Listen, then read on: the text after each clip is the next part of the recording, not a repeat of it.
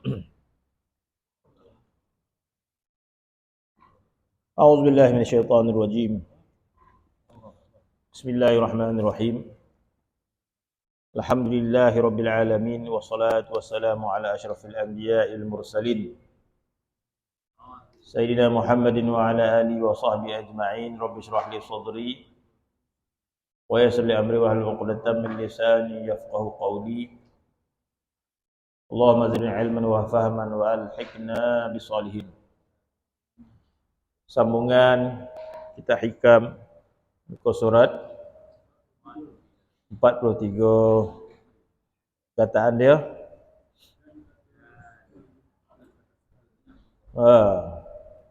Kata Sahal bin Abdullah di kurang 9 di beratih. Qala al-muallif rahimahullah wa nafa'ana bi'ulumihi fi dharain amin.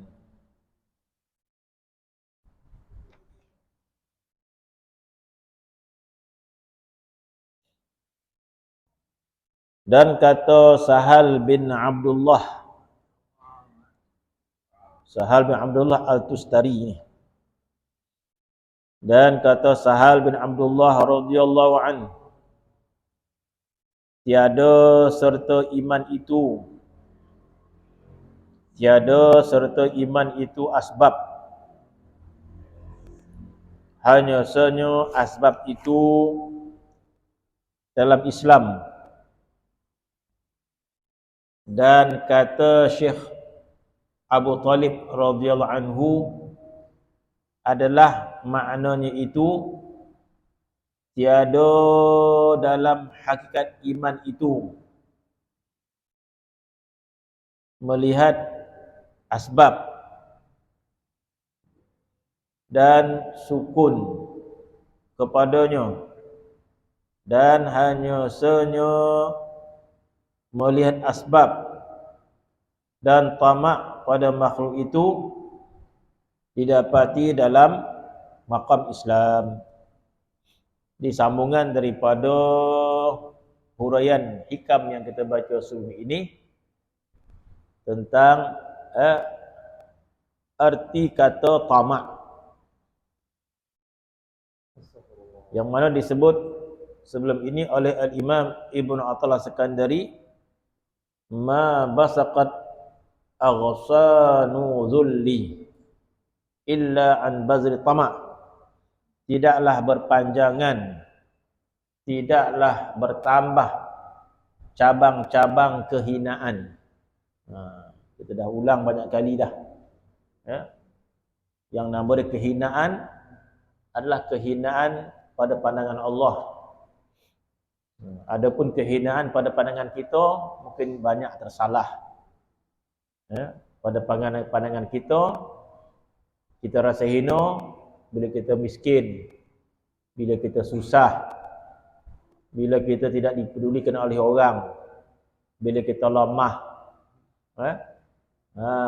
kita rasa hina. Tapi hina yang sebenar-benar adalah hina pada pandangan Allah Subhanahu wa taala. Jadi hina yang sebenar-benar adalah Allah Taala memandang kita hina. Jadi kalau sebegitu, hendaklah kita bimbang dan takut kehinaan yang ini, melebihi kehinaan yang kita rasa. Hina kemiskinan, hina disebabkan lemah, hina disebabkan kita ini tidak dipedulikan orang. Jadi kita hendaklah memahami dan yakin, dan kita bimbang takut. Orang takut jatuh miskin. Sebab apa? Bila miskin, hina. Orang takut jatuh pangkat. Bila jatuh pangkat, hina. Jadi sentiasalah manusia itu takut kepada kehinaan yang bukan sebenar. Sepatutnya kita meyakini bahawa kehinaan yang sebenar adalah apabila kita ini dipandang hina oleh Allah Subhanahu wa taala. Jadi bila kita yakin, maka kita bimbang. Kita bimbang kerana kita takut kita ini dipandang hina oleh Allah Subhanahu wa taala. Allah Subhanahu wa taala menzahirkan kehinaan itu di akhirat. Subhanahu wa taala menzahirkan kehinaan di akhirat. Adapun di dunia Allah taala tidak zahirkan kehinaan itu. Tetapi Allah taala memandang hina kepada hamba-Nya yang maksiat. Tetapi tidak zahir. Sebab orang tu elok sihat. Elok sihat, elok makan, elok banyak duit. Dia tak nampak.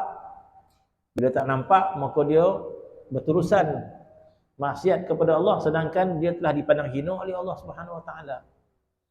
Allah Subhanahu wa taala telah zahirkan. Begitu juga kemuliaan.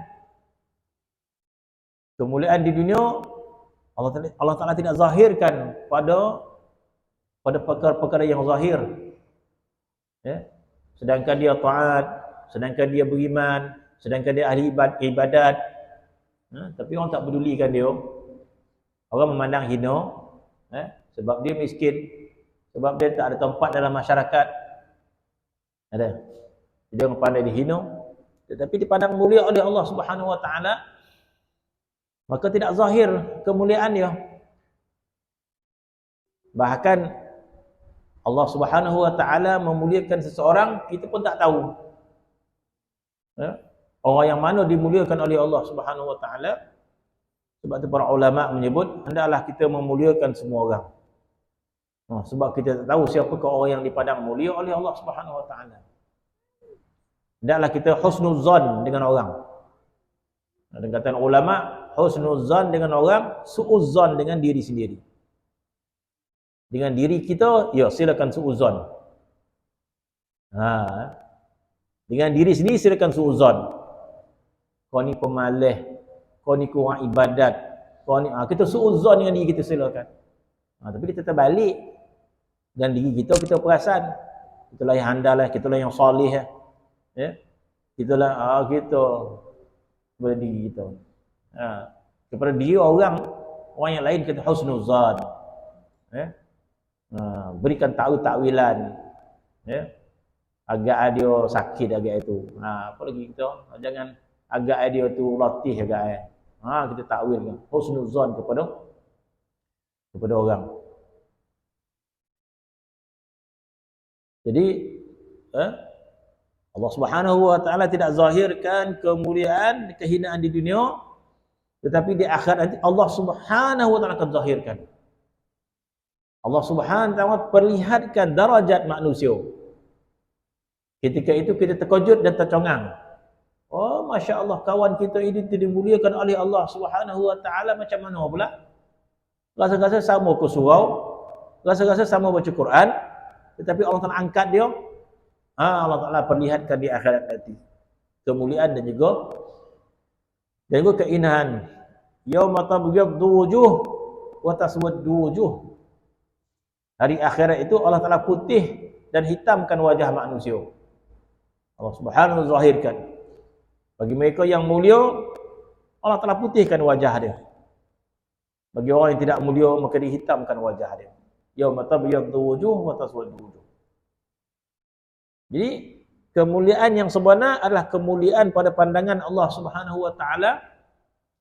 Mestilah kita yakin dan mestilah kita bimbang. Baru kita mendengar nasihat yang ini. Kalau benda itu kita tak yakin, dengar pun tak semangat. Tak ada cerita lain ke? Kita makan ke? Ma basaqat aghsanu dhullin. Tidak akan bertambah-tambah cabang-cabang kehinaan pada seseorang itu. Illa min bazir tama', kecuali melalui benih-benih tama'. Yang mana kita terus kepada makna tama' yang dikehendaki di sini. Jadi makna tama' yang dimaksudkan di sini adalah keinginan kita kepada yang lain daripada Allah Subhanahu wa taala, dinamakan tama'. Kita menginginkan yang lain daripada Allah, nama dia tamak. Dan lawan dia adalah warak. Tamak di sini, lawan dia warak.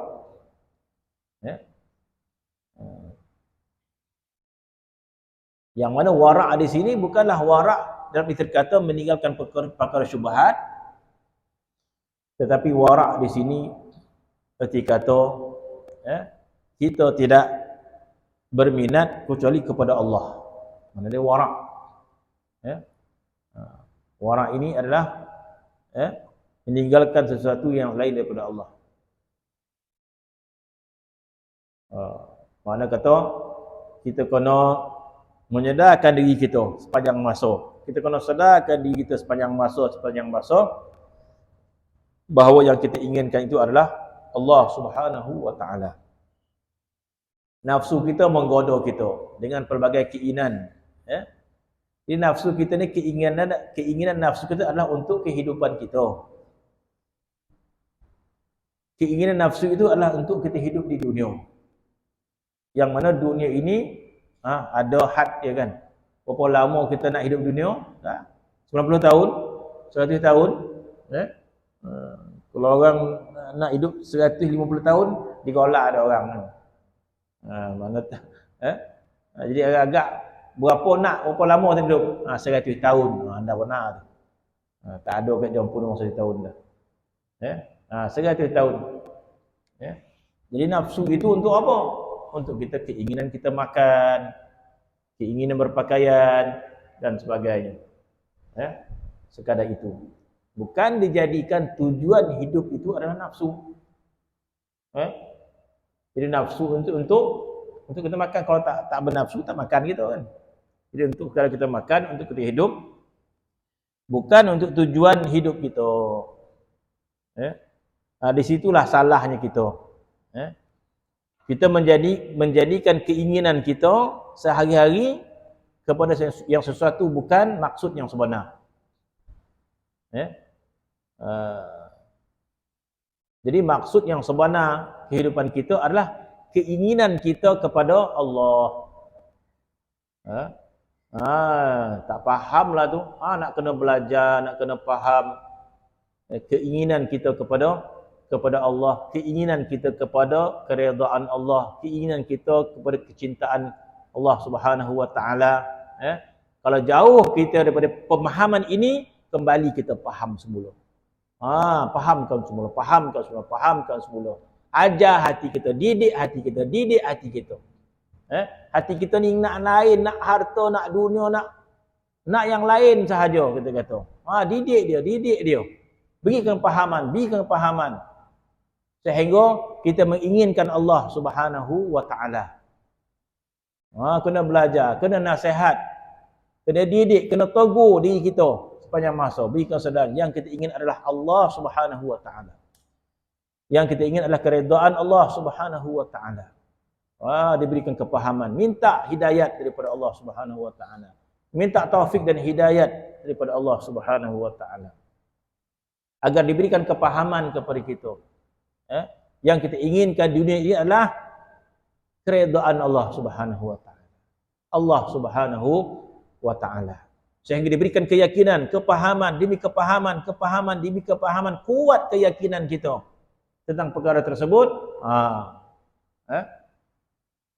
Maka dapat kita mentarbiah hati kita. Yang kita inginkan itu adalah Allah Subhanahu wa taala. Maka keinginan yang lain daripada Allah dinamakan tamak. Tidaklah kita berkeinginan selain daripada Allah kecuali keinginan itu adalah nafsu. Allah Subhanahu wa taala berfirman, "Zuyyina lin-nas hubbus syahawat minan nisa' wal banin wal qanatiril muqantarati minadh dhahabi wal fiddah wal khailil musawwamati wal an'ami wal harth." Jadi ayat itu menggambarkan bukan itu sahaja.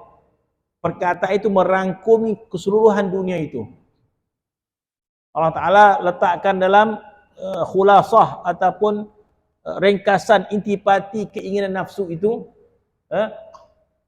hubbus syahawat, cinta kepada nafsu syahwat dia, minan nisa, wanita, wal banin, anak, wal qanatil muqantarah, harta yang berbondong-bondong, minadh dhahabi wal fiddah, emas dan perak, Jadi Allah Subhanahu wa taala menunjukkan khulasah. Dalam arti kata lain, apabila kita menginginkan yang lain daripada Allah, maka nama dia nafsu. Hatta syurga pun nafsu. Hatta keinginan kita kepada syurga pun adalah nafsu. Sebagaimana Allah Ta'ala sebut dalam Quran, bahawa syurga itu sesuatu yang syahwat kita berkeinginan pada dia. Walahu ma tashtahil anfus. Allah Ta'ala menyebut nikmat syurga itu nikmat yang diingini oleh syahwat manusia. Bahkan dalam syurga itu syahwat manusia itu dibosarkan. Keinginan manusia kepada syahwat itu dibosarkan. Selera manusia kepada syahwat itu bosar di syurga itu. Selera makan dia bosar, selera berkahwin dia bosar, semua bosar.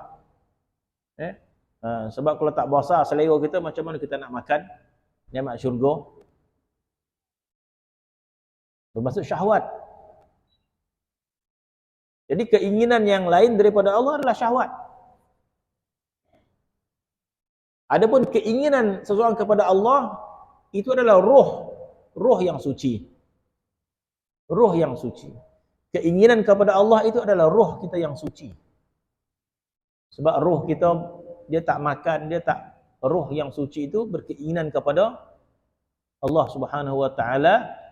Roh yang suci itu berkeinginan untuk musyahadah pada Allah Subhanahu wa taala. Bukankah itu yang Allah Taala sebut dalam Quran, alastu bi rabbikum qalu bala syahidna. Wahai roh, bukankah aku Tuhanmu? Jadi roh-roh manusia menjawab, bala, bahkan ya Allah, syahidna, kami musyahadah kepadamu ya Allah. Jadi roh musyahadah pada Allah Subhanahu wa taala. Maka seseorang yang berkeinginan kepada yang lain daripada Allah Subhanahu wa taala, maka bertambah-tambahlah kehinaan dia pada pandangan Allah Subhanahu wa taala. Bayangkan di akhirat nanti, di padang mahsyar, kita berkeinginan untuk berada di saf hadapan. Ya, masya-Allah, di kalangan mukmin, orang Islam, akan diletakkan oleh Allah Taala pada satu tempat. Dan umat Nabi Muhammad sallallahu alaihi wasallam akan diletakkan pada satu tempat yang beriman, yang Islam, yo. Tetapi dengan bilang yang ramai itu, siapakah yang berada di barisan hadapan sekali? Dengan ketaatan kita, dengan solat kita, dengan haji kita, dengan puasa kita. Tapi yang kehadapan sekali, mestilah orang yang benar-benar hati dia menginginkan Allah Subhanahu wa taala di dunia, kan?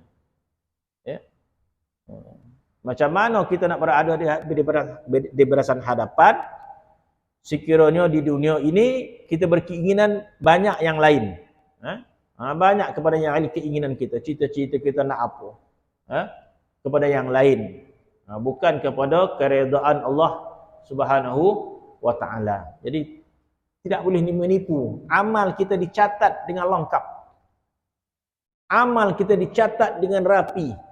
Terpulang kepada kita nak corak amal kita macam mana. Tak boleh nak tipu.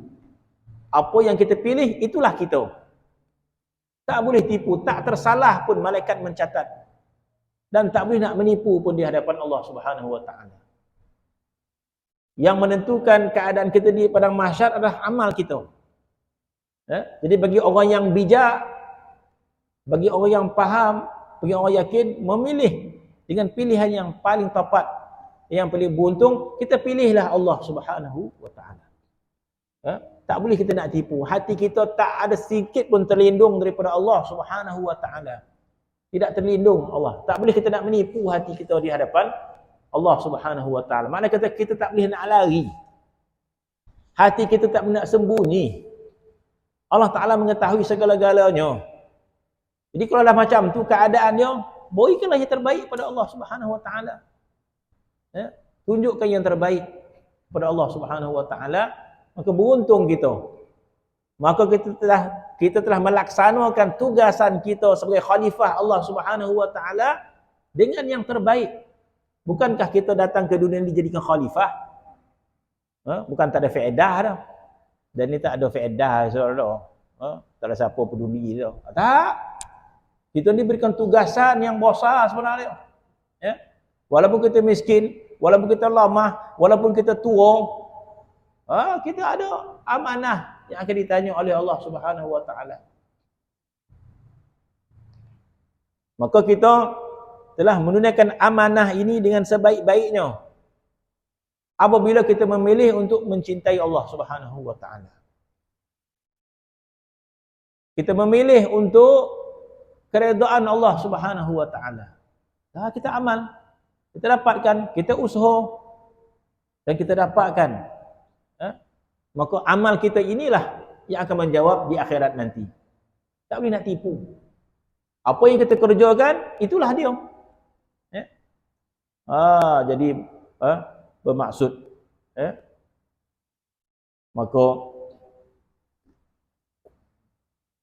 Maka kata Sahal bin Abdullah radhiyallahu anhu, tiada serta iman itu asbab, hanya sahaja asbab itu dalam Islam. Ataupun mungkin maksud yang dimaksudkan oleh Al-Imam Abdullah At-Tustari ini, Sahal bin Tustari ini, dan berkata Syekh Abu Talib radhiyallahu anhu adalah maknanya. Kata Syekh Abu Talib. Jadi Al-Imam Sahal bin Abdullah mengatakan bahawa iman itu tiadalah serta iman itu asbab. Pada pendapat dia, iman itu direct daripada Allah Subhanahu wa taala. Bukan asbab-asbab daripada kita. Iman tak ada asbab katanya. Terus daripada Allah. Kenapa bertambah iman? Tak ada asbab-asbab yang menyebabkan iman kita bertambah. Semua datang daripada Allah Subhanahu wa taala. Kata Sahal.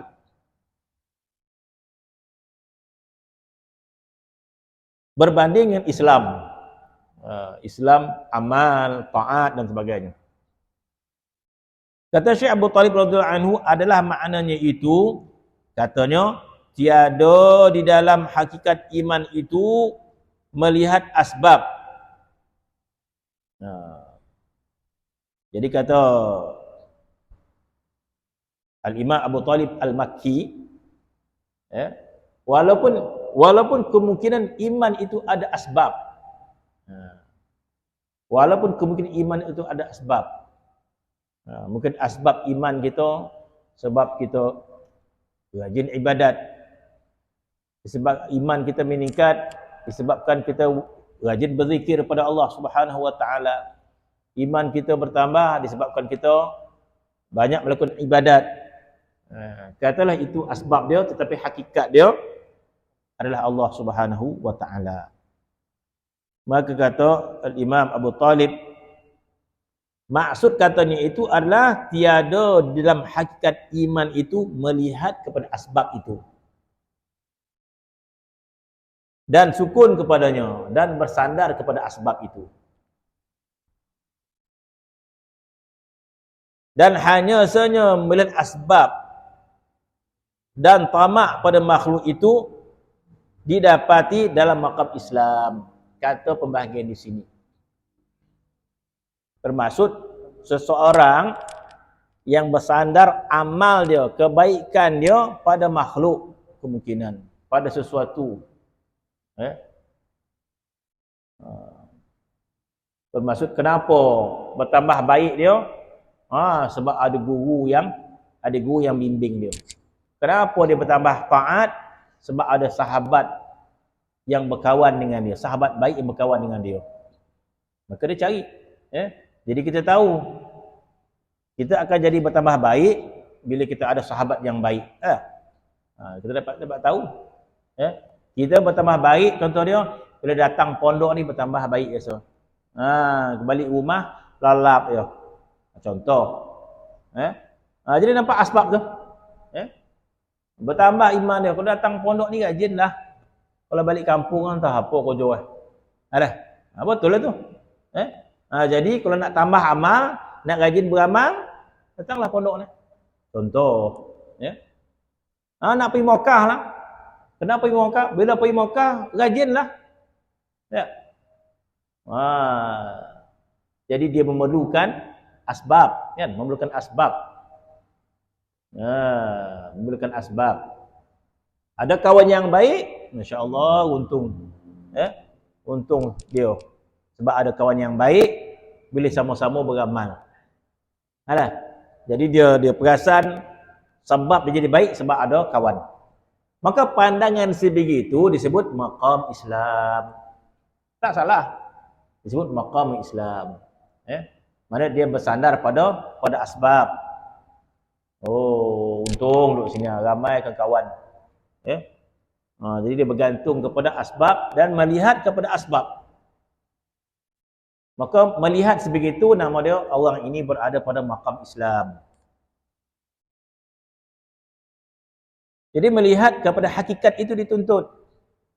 Bukan kita menafikan jasa orang, tak. Masya-Allah, sahabat kita yang baik membimbing kita ke arah kebaikan. Akhirnya kita jadi baik.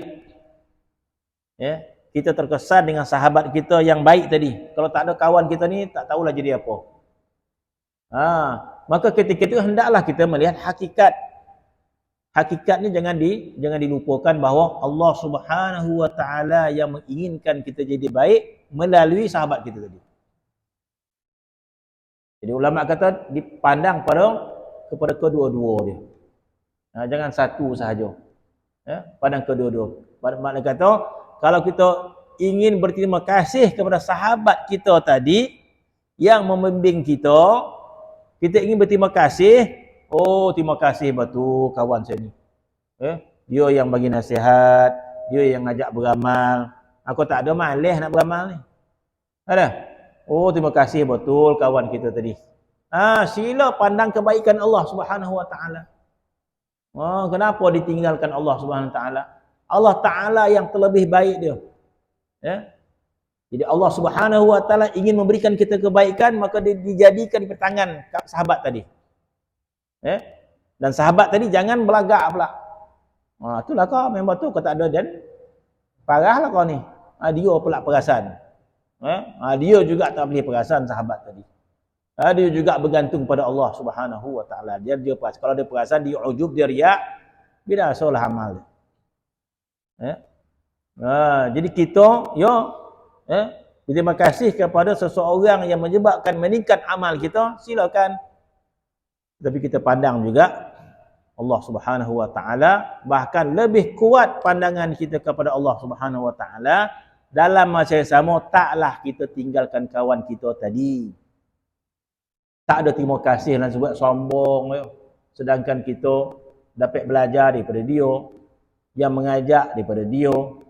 Allah berterima kasih pun tak. Kata terima kasih keadaan kau, bukan kau, Allah taala semua. Mana sombong pun nak. Mana tak boleh. Mana jaga juga. Asbab kena jaga juga.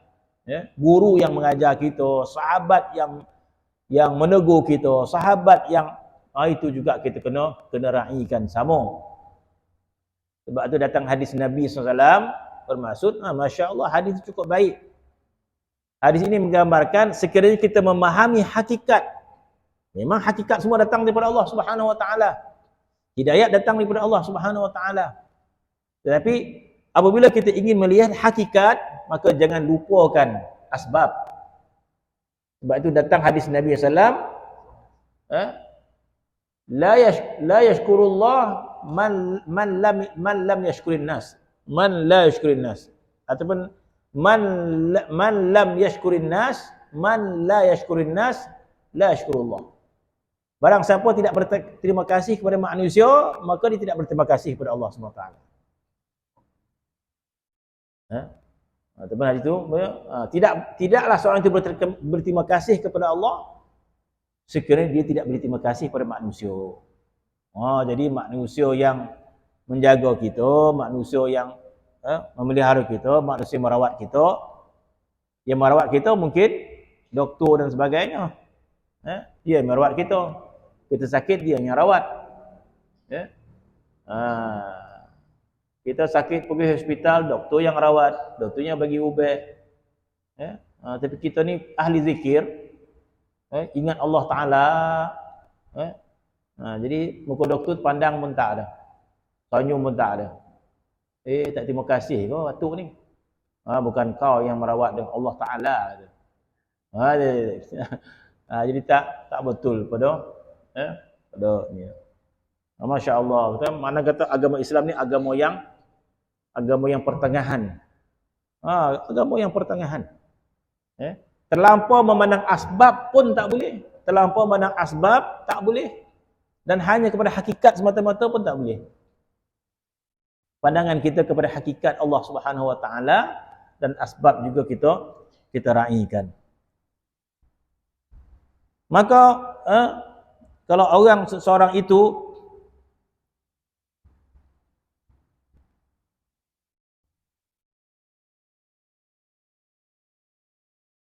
melihat asbab dan hanya sahaja melihat asbab dan tamak pada makhluk itu didapati dalam makam Islam. Kan kita tamak pada makhluk kan. Orang itulah yang bagi kita duit, orang itulah yang nolong kita, maka kita tamak pada orang tu untuk menolong kita kan. Kita berharap kepada orang yang menolong kita. Bila seorang kaya memberikan bantuan kepada kita, lepas tu apa jadi? Kita tamak pada orang itu agar menolong kita kan. Maka di sinilah yang disebut di sini. Maka dan kata Syekh Abdul Abbas Sidi Abu Bas Al-Mursi radhiyallahu anhu, datang aku kepada setengah orang yang mengenal ia akan daku. Berkata Sidi Abu Abbas, Sidi Abu Al-Mursi radhiyallahu anhu, datang aku kepada setengah orang yang mengenal ia akan daku, maka membeli aku daripadanya akan sesuatu hajat dengan setengah dirham. Kemudian maka kataku di dalam diriku, mudah-mudahan tiada diambilnya daripadaku. Maka berbunyi suara padaku. Jadi para aulia ni dia ada suara Rabbani dan sebagainya.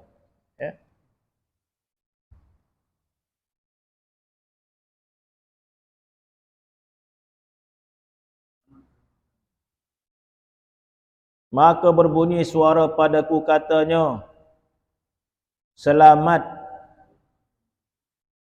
dalam agama itu dengan meninggalkan tamak pada sekalian makhluk. Jadi kitab seperti kitab Hikam ini, masya-Allah, kitab Hikam ini adalah kitab yang membaiki hati. Kitab yang membaiki hati. Ataupun kita kata para aulia, para salihin itu mereka bukan masalah tidak ibadat. Yang nama dia solat, yang nama dia baca Quran, yang nama dia akhlak dan sebagainya. Selesai kita kata. Masya-Allah, selesai ibadat mereka, masya-Allah. Tapi para aulia salihin ini mereka menjaga kebaikan yang lebih khawas. Mereka menjaga kebaikan yang lebih khusus. Macam kita rasa kita selesai beramal, masya-Allah, baca Quran, khatam setiap bulan, puasa Isnin Khamis, habis selesailah. Tak ada apa lah kita kata. Habis. Paling baiklah kita buat, nak buat macam mana lagi kita kata. Dan kita rasa kita nak menyempurnakan taat kita bila kita beramal dengan banyak ibadat kita, banyak baca Quran kita, banyak. Maka kita tak reti dah nak baik macam mana dah. Kita tak reti nak baik macam mana dah. Tetapi para aulia salihin mereka menjaga kebaikan, disebut menjaga khawatir, menjaga lintasan. Mereka menjaga lintasan, menjaga hati mereka dengan Allah Subhanahu wa taala. Ini Satu cabaran yang cukup borek kita kata. Dan banyak lapangan dia. Dan orang yang berjuang dalam medan ini merupakan perjuangan yang hebat. Macam kita berjuang untuk beramal. Kita berjuang untuk baca Quran tak baca Quran, nak puasa tak puasa, nak solat tak solat. Kita kata kita berjuang untuk beramal. Para aulia, mereka bukan lagi berjuang beramal, mereka berjuang kebaikan hati mereka kepada Allah Subhanahu wa taala. Masya-Allah. Bermaksud kesalahan yang sedikit, kesalahan yang lintasan yang sedikit itu dipandang besar oleh mereka. Al-Imam Sufyan Ats-Tsauri dia menganggap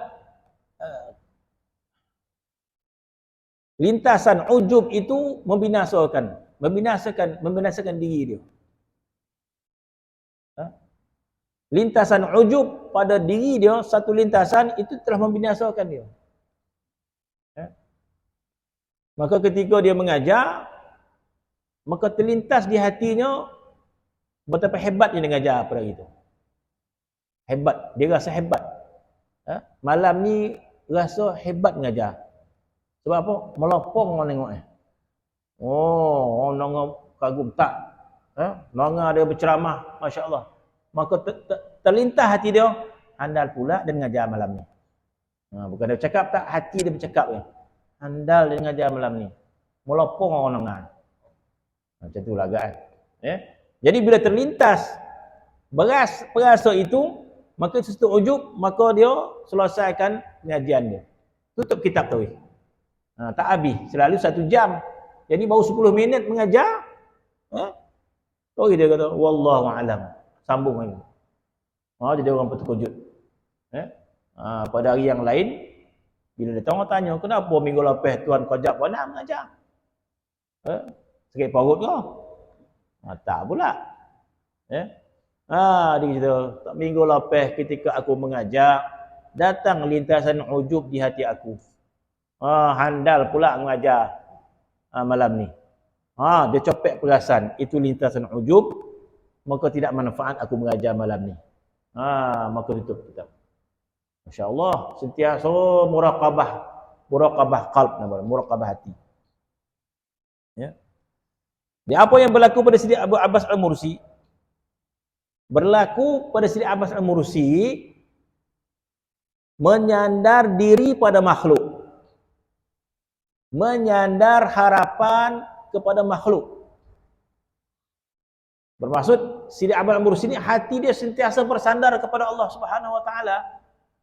Tapi dalam itu adanya dugaan, adanya tipu daya nafsu itu terkadang terleko.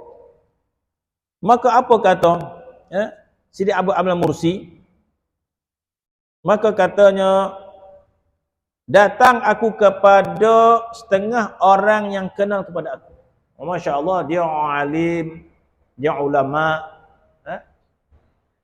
Selalu orang alim bila pergi makan, dah ada orang bayar dah. Kali pertama pergi, orang bayar.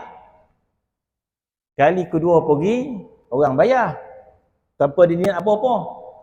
Kali ketiga dapat tak tahan dia. Sebelum pergi tu dah harap dah. Harap hari ni adalah orang bayar. Mana di sini kesalahan yang ketiga ni kesalah. Dia bersalah. Kali pertama tu dia betul. Sebab dia tak teringat apa-apa pun, hanya ingat pada Allah Subhanahu wa taala saja. Ataupun tak ingat apa-apa. Dah orang belajar. Dia tak minta pun. Kali kedua kali ketiga dah hati dia berharap. Harap ni ada orang belanja. Ada betul orang belanja. Alhamdulillah kata dia. Sebenarnya hati dia dah rosak dah. Hati dia dah rosak.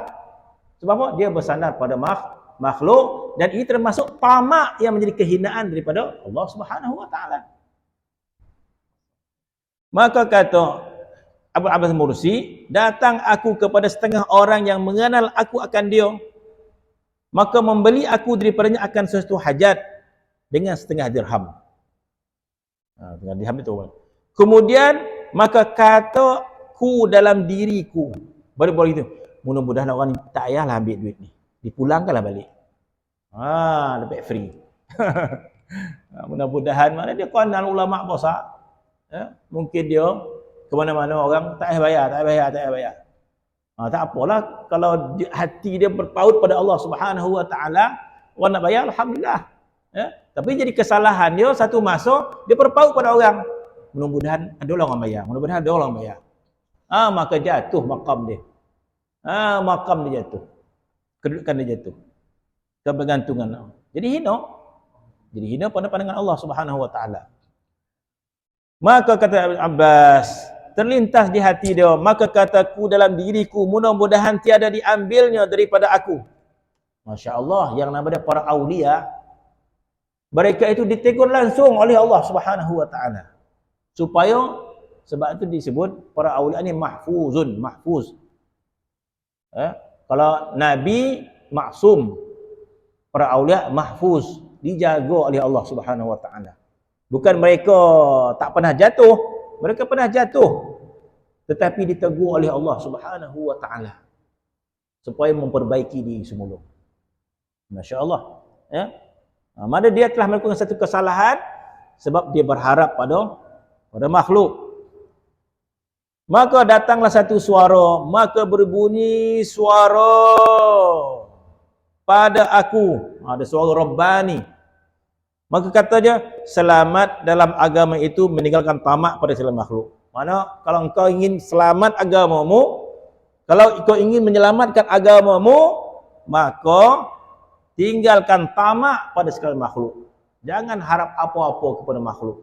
Kalau dia nak bagi, alhamdulillah. Tapi jangan bersandar pada makhluk. Sandaran kita kepada Allah Subhanahu wa taala. Tegur dia. Maka dia hilang. Maka dihilangkan perasaan itu daripada hatinya. Sandaran kita adalah kepada Allah Subhanahu wa taala. Nabi Musa alaihi salam. Kisah Nabi Musa alaihi salam. Nabi Musa nabi. Maka satu ketika Nabi Musa sakit. Sabar. Akhirnya Allah Subhanahu ilhamkan kepada Nabi Musa alaihi salam, cari herba sekian-sekian. Hati dia sabar dengan Allah SWT, maka Tuhan ilhamkan dia cari herba sekian-sekian. Maka dia pun cari, jumpalah herba tu, maka dimakan, direbih, minum, alhamdulillah sehat Nabi Musa alaihi salam. Dalam tempoh yang lama, tiba-tiba jatuh sakit yang sama balik. Nabi Musa alaihi salam jatuh sakit yang sama. Jadi demam yang sama lagi lah. Kita ada demam macam-macam demam gitu. Demam cakugunya. Dah tak ada dah marin. Aku datang balik, marin pun lah demam ni. Apa makan marin tu? Niwa. Niwa rabih, katam lah apalah. Bila kita sakit benda yang sama, kita ingat balik. Lama dah tak sakit benda ni, tapi marin pun lah sakit, kita makan sekian-sekian. Begitulah Nabi Musa alaihissalam. Sakit kali kedua, maka terus Nabi Musa teringat herba tu. Maka tu dia cari, jumpa, diubih, diminum, tak sembuh. Masya Allah, kita kata. Yang nama Nabi Rasul, teguran dia tak sama. Maka bertanya Nabi Musa kepada, Ya Allah, bukankah aku tu sakit? Engkau ilhamkan kepada aku herba ini, herba yang sama, kenapa tak sembuh ya Allah? Maka Allah Ta'ala mengatakan, wahai Musa, dulu engkau sakit, dan engkau bersandar kepada aku, wahai Musa. Maka aku sembuhkan penyakitmu daripada tumbuhan tersebut. Tetapi kali kedua engkau sakit, engkau bersandar kepada tumbuhan tersebut. Maka aku larang engkau sembuh. Supaya pengajaran kepada Nabi Musa AS agar bersandar kepada Allah Subhanahu wa taala, bukan sandar kepada tumbuh-tumbuhan. Wallahu taala alam. Bismillahirrahmanirrahim. Alhamdulillah.